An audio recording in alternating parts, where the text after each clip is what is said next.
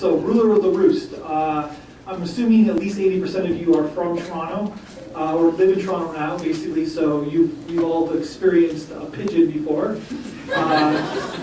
in whatever way. They're all around us. They're very smart animals, I assume. So a real cool documentary because it's actually kind of making fun of documentaries in a way. I kind of like that's a very low budget appeal. I think it helped the aesthetic and the whole overall lighthearted comedic feel. I mean, sometimes with cinema verite, it could go either way. You don't know whether it's going to be lighthearted or serious, or especially with something low budget, you don't know how if it's going to get the message across properly or how people are going to react to it. And I thought they got the lighthearted, satirical, ironic kind of look at Toronto and personal relationships very well.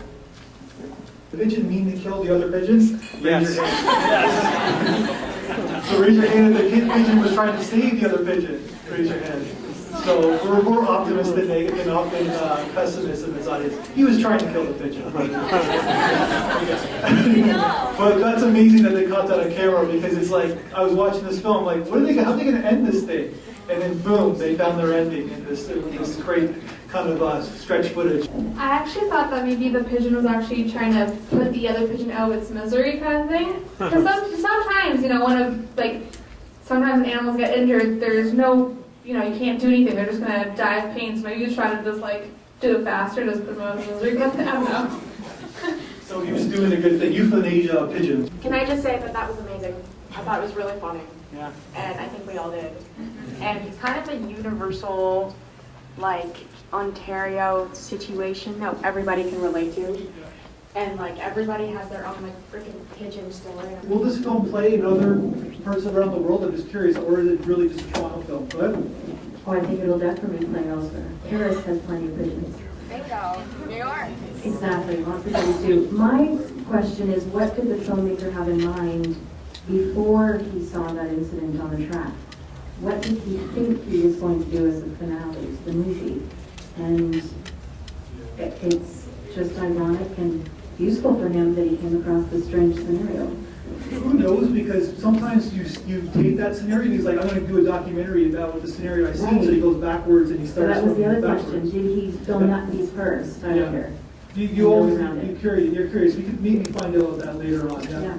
The fact that a filmmaker was flexible, so that when an event happened, he could include in his film that he saw this pigeon being murdered or whatever. I think that makes him a very good documentary filmmaker, because sometimes you can get very stuck on the kind of story that you want to tell, and then something fantastic happens, and so you can include it and make a really spectacular ending or a component of the film. So it's a very good film, and I do think it can play anywhere, because as people were saying, there are pigeons all over the world, and but maybe this is a little off topic, but I also thought about, they're talking about how wonderful Toronto is. The filmmaker's talking about how wonderful Toronto is.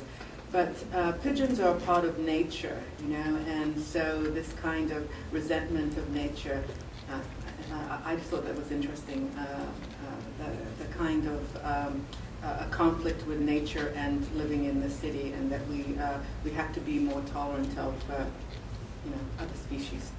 Yeah, totally. And I think this film has a good arc, because it's really the reverse Godfather. It's like, we don't like the pigeons are evil, and then basically we like the pigeons and we're sorry that they're dead, and pigeons are great. And basically that's what the arc is, and it's kind of fantastic in a way, because we as an audience are with him all the way. We don't like the pigeons, and then in the end we humanize the pigeons and we like them in the end. And I like the way they did that. Favorite moment was the irony when he said, "All right, everybody's human, including pigeons, and we love, all of humanity and all of nature." And then he's talking about the BBC guy that he's talking to, who then steps away. And you realize, okay, this, really, they think he's nuts. Yeah. So I thought that was so smart that he kept, presenting, pulling us along, and then throwing us under the bus. Yeah. This is his house in the city, a far cry from the isolated prairie homestead he grew up in. It is a frigidly cold and uncompromising winter. Look, this is Ben's window, and this is the bane of his pitiful existence, the feral hawk dove, aka the common pigeon. Ben can stand them no longer. So the filmmaker is with us today. So basically, he's sitting right over there.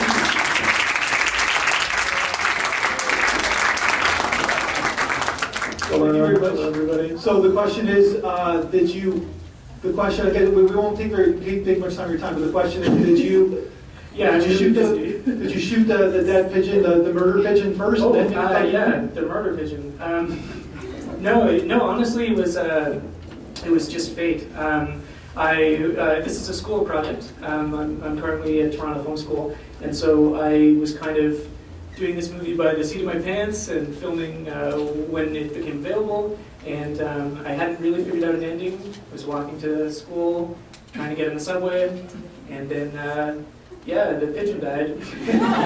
And it was obviously a traumatic experience, but I think it made the movie, so I was very happy that it happened. That's the answer to like 90% of films is luck.